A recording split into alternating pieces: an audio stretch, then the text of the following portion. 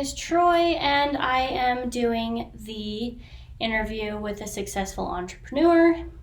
I decided to interview Sarisa Johnson, owner of SMJ Trucking LLC, Beautiful U Aesthetics, a sole proprietorship, and a partner in Johnson Farms and Ranching.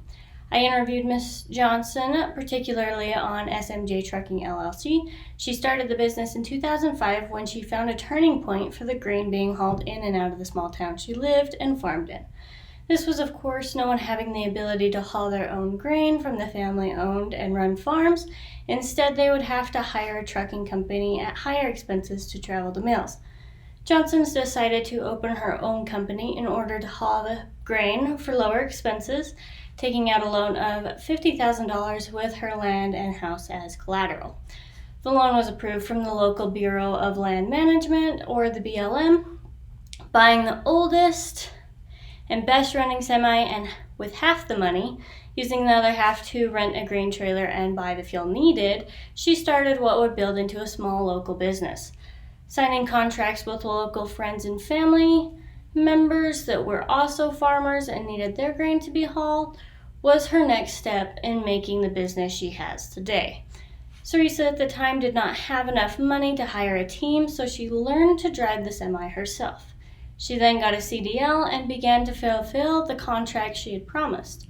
She paid the loan off and in 2 years saved the rest of the money she had gotten to build the business, soon buying not only a grain trailer but also other trailers such as oil or gravel trailers. From there, she built her fleet. Sarisa was not able to get a loan right off the bat. Instead, she was denied several times by large banks. This was, she explained, because it was too big of a risk to the bank. She tried credit unions, but they were not able to give her enough money to keep the business going. She tried to plan ahead and guess how much money she would need. If she didn't do this, she would have not been able to keep the business going. Instead, she asked farmers what they would do in her situation. A partner in Johnson Farms, actually, is who brought the idea of Bureau of Land Management. Not everything you use as the first plan needs to be used in an exact way. That's why it's called the first plan.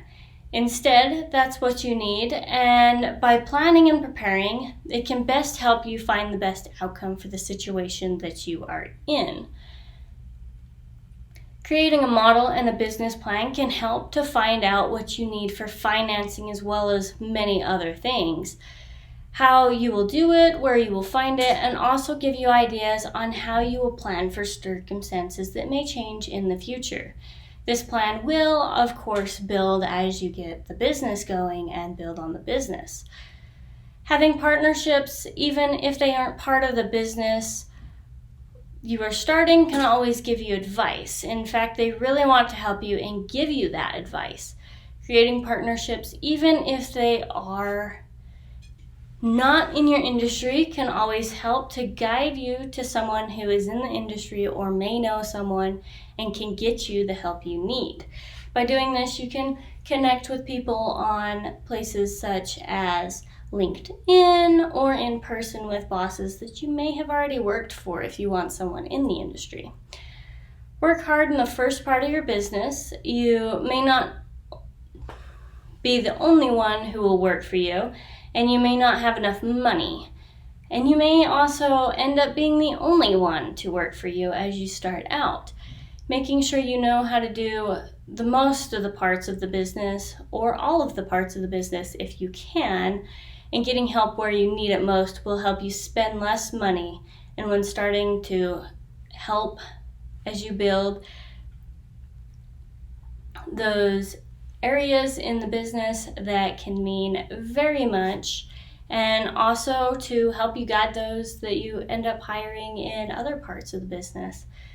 And that was my interview with a successful entrepreneur.